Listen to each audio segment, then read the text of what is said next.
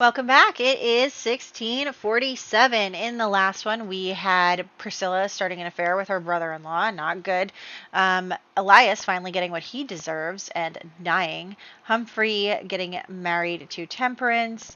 John and Esther reaffirming their love. Lots of exciting things are happening. This year, we have Sarah Hobert aging up into a child, no 13 or 19. Survived. Theophilus Waldrick becoming a teenager, no 7 or 14. Oh my gosh. Oh my goodness. How did this happen? Ahanu and Esther both aging up into young adults, no 3, 9, or 20. Why is this happening to me? Why is this happening to me? No 3, 9, or 20. Thank you, Esther, for at least surviving. Oh my gosh. Okay. Well, you can't get married anymore. He was about to set off on a good life with his new wife and his new family and his new direction.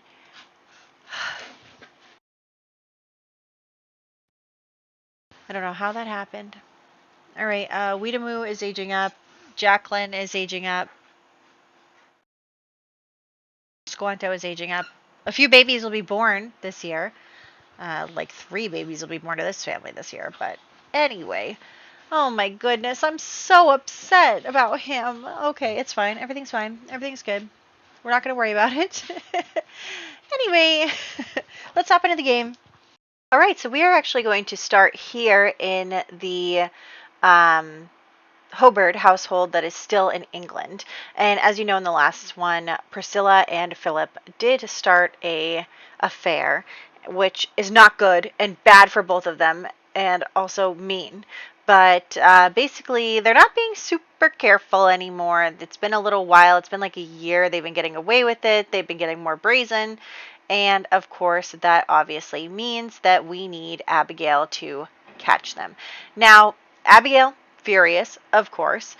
She is not happy with the situation, catching her sister and her husband together. You know, she's kind of saying to Priscilla, like, I took you in, I helped you out, and this is how you repay me. And then, you know, her husband, like, how could you do this to me? I'm your wife, blah, blah, blah. And she's, you know, yelling at them.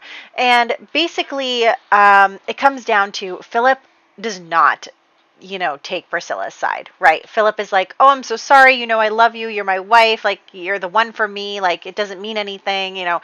He totally throws her under the bus. She seduced me first, she, you know, exposed herself to me, and so he is basically totally throwing Priscilla under the bus and saying, like, oh, it's not, you know, it's not my fault, you know, it's her fault. Like, if you want to be mad at somebody, be mad at her. She's your sister. Like, I'm just a guy. It's not my fault. Like, and she is not happy with him, but he kind of tries to butter her up. Like, oh, I know that I've been neglectful. Like, I know that I've been a bad husband, and let me make it up to you. And she doesn't want a divorce, right? Like, she doesn't want a divorce. She's living a great, comfortable life, raising her kids and everything. And so she's not really interested in getting a divorce, but she is going to take out most, if not all, of her anger on Priscilla because, of course, men never get blamed for these situations, even though they should.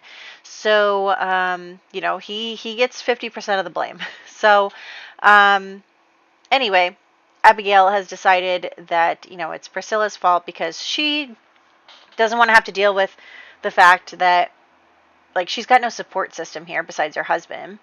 She still wants to be with her kids. He would probably take custody of them and all that stuff. So she's not really interested in having that problem. But she needs somewhere for her anger to go. And unfortunately for Priscilla, that is where it will be. Philip has totally thrown her under the bus. And, you know, it hurts her feelings too because, like, Priscilla enjoyed feeling wanted and feeling like someone was putting her first, and he's not actually, and she kind of just ends up in the same situation over and over again. And Priscilla, I'm starting to think that it's you, girl. You know, so I think Priscilla needs to reflect on herself a bit. But anyway, we are going to head out to see Temperance Dubois. She is here in the community space, and she is just kind of walking around. She's feeling uncomfortable. She's very pregnant at this point, so she's feeling uncomfortable. She's got triplets in there and everything. So she actually off in the little alcove over here where Jacqueline is practicing magic, and she kind of sees Jacqueline practicing her magic, because after what happened with Elias, Jacqueline is like, whoa, like I have really powerful magic and I should probably learn how to control it, right? So she is practicing so that she can learn about her magic and herself. And Temperance sees this happening, and at first Jacqueline's like, oh, right, because people don't exactly like witchcraft around here. And Temperance loves the occult. She loves like death and creepy stuff, and so she's like, whoa. She's like, that's so cool. And so they get talking, and it's totally two people that would never be friends in this situation. Like, Temperance is the wife of the captain who has, basically upholding the law here, and here we have Jacqueline who breaks the law, does magic, and woohoos with everybody. So it's kind of an odd couple there, but Temperance does love the occult, and so she's asking Jacqueline all these questions, like, tell me everything, like, how did you learn you have magic, how did you get magic, like, how long have you been practicing magic, all this stuff. And so Jacqueline just kind of tells her, like, doesn't obviously divulge all of her secrets, but the two become closer. And so that's what's going on with them. And then we have Nathaniel kicking John out of the house. Nathaniel is the head of the household, so he can do that. And so John is just going to come live here in the old De Mohun household. But John is going to come and try to make a life for himself. He has the new house. It has a little farm on it. He's doing his best to upkeep everything, even though, it's difficult for him. And so he does want to call Obadiah over, because Obadiah is the older brother and guardian of Esther. And so Obadiah comes over, and basically Jonathan is trying to show him, like, hey, like, look, I have this house. It has a little farm. There's a fire. But like, he's trying to show him, like, hey, I could take good care of your sister.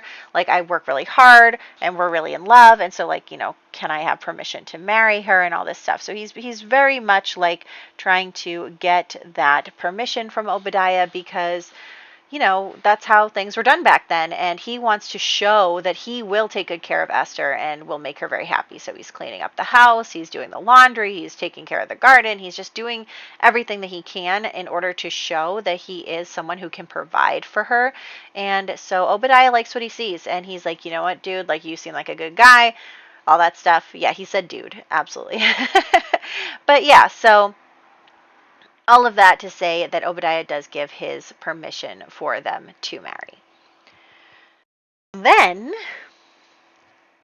to Obadiah himself, who is planning on marrying Janice this year. So now that Elias is gone, Obadiah and Janice have the opportunity to marry each other without having to do any weirdness or get divorced or kill Elias themselves or any of that stuff. So basically they're very excited, and Janice is just really happy because she feels like Obadiah is a great guy and will take good care of her, and she doesn't have to be afraid of him and all of that stuff. And so she is feeling like, she knows his character and she really likes him. And so she's looking forward to being his wife instead.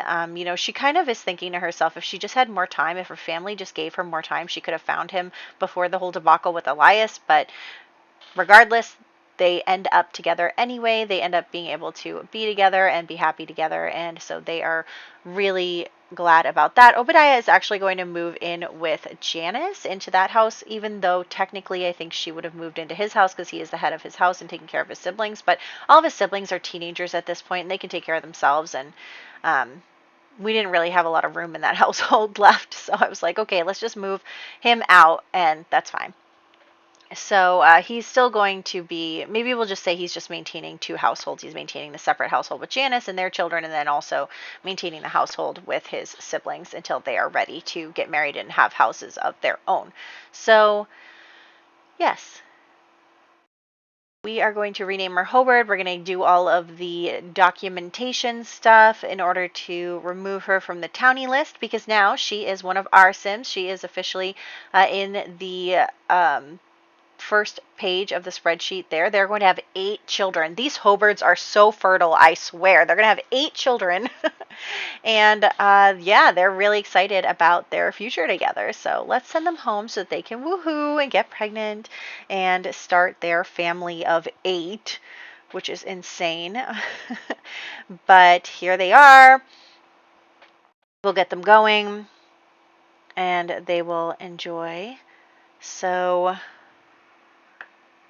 if you guys would just do as I tell you to, which you won't, but anyway, so yes, 8 kids between the two of them. That is insane. That is so many kids.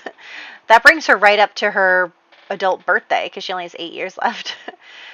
But anyway, we are going to leave this household now so that we can head over to Dakota. So Dakota, as you know, he was raised by his aunt, Sokanon, after his parents both passed away. And they're just chatting because, as you know, Ahanu passed away. And Ahanu was supposed to marry Onquit. And it's just like this whole thing now because everybody is really upset that he died suddenly. Maybe he got into like a hunting accident or something. Like it was very sudden, unexpected. Nobody knew that was coming. And so now they're kind of in the situation where they're dealing with that now. So he is really, obviously the whole community is very upset, but also Sokanon is like, look, they're going to be looking for someone to marry Onquit anyway, and you are, the single guy left. You're the only single guy left. And so he's like, he has a crush on Rebecca. We remember from last time he got a crush on her, and she's feeling flirty, he's feeling flirty. But basically, when Sokanon says to him, like, oh, you're going to have to marry Onquit instead, he's like, wait a second, like, the first thing that pops into his head is that he has this big crush on Rebecca and he likes Rebecca. And so he's like, I have to introduce her to Rebecca. Like, I have to get Rebecca to, meet my family so that they can see what I see, that she's lovely and wonderful and that I should marry her and not some random person I don't know that was engaged to somebody else who doesn't even really like me and didn't want to marry me in the first place. So him and Rebecca are chatting. They're really getting flirty, and she's a little nervous to meet his aunt, but she's also like really excited that he invited her over because she has low self-esteem and she really wants to, she wants to find love, and she feels really great about this. Okay, so the Dubois family is also having their triplets right now, and unfortunately, the only boy out of the triplets just passed away. The 2 girls do survive, so, what you gonna do about it? But so out of 3, 2 of them survived. They were both girls. Their names are now Trinity and Mercy Dubois. So those kids were just born, and we'll get them pregnant right away again. So very excited about that. And then it takes me like a minute to really figure out the name situation.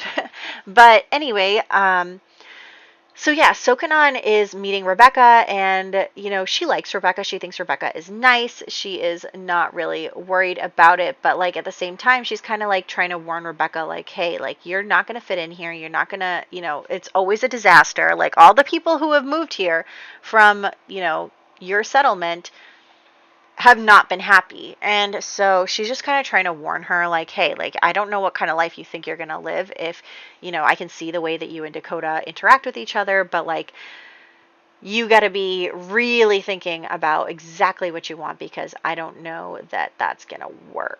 And Sokanon's not coming from a mean place. She's just like being realistic. So I was going to come over to this house, but then I saw that Jacqueline is actually in labor, so we're going to actually go and see Jacqueline instead. So Jacqueline is in labor. Let's go see her. And she is having the baby that she got pregnant with Elias. So she is going to give birth, and we are going to, I guess, we didn't have to roll for the baby, but I did roll for the baby. I did not think that one through. It's a townie baby, but anyway, that's fine. So she just had the baby, and the baby did survive. And so that is the first baby that she's had that survived out of 3, which is really sad. But it's the first baby that she's had that survived. And of course, there's no man to take responsibility. Elias is dead, even if she did say that he was the father. There's nothing there for her. So also, we just had the last baby for the Yazzie family. Melly was just born, a girl. But yeah, so Jacqueline is like, oh, like, what am I going to do? because I just, and her family is obviously furious. This is her third baby out of wedlock that she's had, and they're angry. They are so angry at her for doing this to them. Basically, her father is like, you're on this is the last straw. Like, I cannot take it, you ruining the reputation of this family over and over and over again.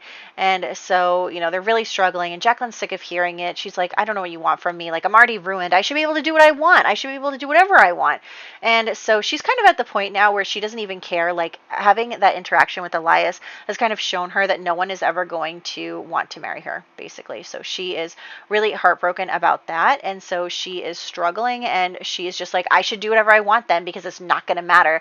And so she is actually going to head out right now, after getting yelled at by Muriel, to the bar where she wants to meet some more people, because she just does not care anymore. She is throwing caution to the wind. She's not interested in being good anymore. She's not interested in finding someone to love her anymore. She is just like, you know what? I can do whatever I want because I'm a fallen woman and it doesn't matter. So she is just going full tilt into kind of her loss of innocence in a way, where she has finally accepted that, like, no one is going to marry her like this. And it's really a big, I didn't mean to click create a sim, but it's really a big struggle for her because, obviously she had these dreams of, getting married and having children and being in love and everything with Abraham, and that did not work out. And so she's here and she sees Isaac. So this is Isaac Hobert. He did not roll to marry. Him and his brother both didn't roll to marry. So they're just living in the house, the two bachelors together. And, obviously he, gets his pleasure from somewhere. So they just get to talking. And at this point, everybody knows that she is easy, I guess. It's just like, oh, it makes me cringe to say these things, but like, that's the way that they would think about her back then. Like, oh, she's had babies out of wedlock, she'll sleep with me. Like, that's just the way that they would think. And so they are gonna become woohoo partners, basically, and woohoo a few times and enjoy that. And she's just having a good time at this point. She's not interested in dealing with anything else. So now back in our main household, we are going to do some chores here and clean up and, clean up the horse poo and all of that stuff. The kids are going to go to school. So as you know, there have been some issues with Solomon and Bernard's relationship, which I seriously do not get. I checked the lot to see if there were any lot challenges that like made their relationship go up really fast or go down really fast, like the tiny lot stuff, but it's none of that is here. So I don't know what's going on. I'm trying to get them to be friends again. They've been struggling as the kids have gotten older with, dealing with the fact that the kids are going to be out in society, whereas they have to kind of keep hidden and keep the children from, saying anything and just all this stuff. And so they have been really struggling with that. But you can see that slowly over time, they're trying to figure it out. They're trying to, like, we got to be on the same team about this, all this stuff. And so it actually, I don't understand this. Like, I don't understand why the game is doing this to these two in particular. Like, yes, like, I think Solomon might be erratic or something, but regardless, they keep being mean to each other autonomously. But like, look at how fast that relationship just went up. It got a full bar in like 5 interactions, and that's not normal, right? Maybe one of them has a trait or something. Like, I don't understand how that is happening, but it is. So, and it goes down very quickly too. Like, one bad interaction and half the bar is gone. So I don't really get it, but we are able to get their friendship all the way back up. We still have to work on their romance a bit. It is not going super well in that department, but they're working on it. They're doing their best. You see how that went down all the way really quickly? I just don't get it. I honestly don't know what's going on with that. But anyway, so the kids are coming home from school, and we have Austin, who has been making friends at school and being social and all that stuff. And so he makes friends with Jason here. So him and Jason make friends, and they chat and all of that. So Jason, right? Jason is their cousin, so he thinks it's fine. Like, this is my cousin, I can invite him over, but he didn't like tell his parents that he was going to invite him over first, and so he's inviting this kid over, and they don't really have time to kind of prepare like they usually do, where they make sure either that Solomon is either out of the house or whatever, and so the kids come inside and they see both Solomon and Bernard hanging out, and they have to kind of play it cool, like, oh, like, I came to visit my friend, and all this stuff. And I think that probably Jason has heard some things in his house, since his father is Elliot, who exposed Solomon for his sexuality. So I'm sure that Jason has heard some things about Solomon, and so because of that, he kind of sees what's going on here a bit, and is confused, skeptical, probably going to go home and tell his father what he saw. So not great, but that's where we're at.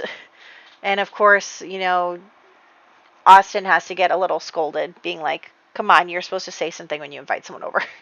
But anyway, birthdays. We have a lot of birthdays this year. We have Sarah Hobert becoming a child, and I accidentally joined her in the wrong club because I forgot that she was in England. Theophilus Waldrick died. Ahanu Metacomet died. Esther Hobert became a young adult, did not die. Jacqueline Phelps became a young adult. Squanto Yazzie became a toddler. Baby boy Dubois passed away. Trinity Dubois, Mercy Dubois, Amos Phelps, and Melly Yazzie all were born and became infants this year. Lots of babies being born right now, and we have more marriages coming. Esther and John are going to get married next year probably, so like lots of exciting stuff. I love having a lot of people on the marriage and baby spreadsheet that are having babies. I just love it. So and Esther is so beautiful. She's going to have such wonderful, beautiful children, so I'm really excited about that. And I think, let me see what's going on next year. Let me just take a little peek here at the spreadsheet. Muriel's birthday, but other than that, nothing super exciting. Okay, so our main household, we need to get to the point where our main household is having lots of babies so that we can actually, but that won't be for a while. Obviously, Austin is still a child. So anyway, I hope you guys enjoyed this part. Lots of things going to continue on. So again, now that we've been doing the story structure where we visit a bunch of different households, like, let me know if you still like that, what you think about it, if you think as Austin becomes a teenager and starts his own adventures, if we should focus primarily on Austin, or if we should still tell other people's stories as well. Just let me know what you think about that. I am having fun right now, but I wonder if it is because Austin's family is not super interesting while he's young, so that might be it. But yeah, let me know what you think. Anyway, that'll be that. So I hope you guys enjoyed, and I'll catch you in the next one.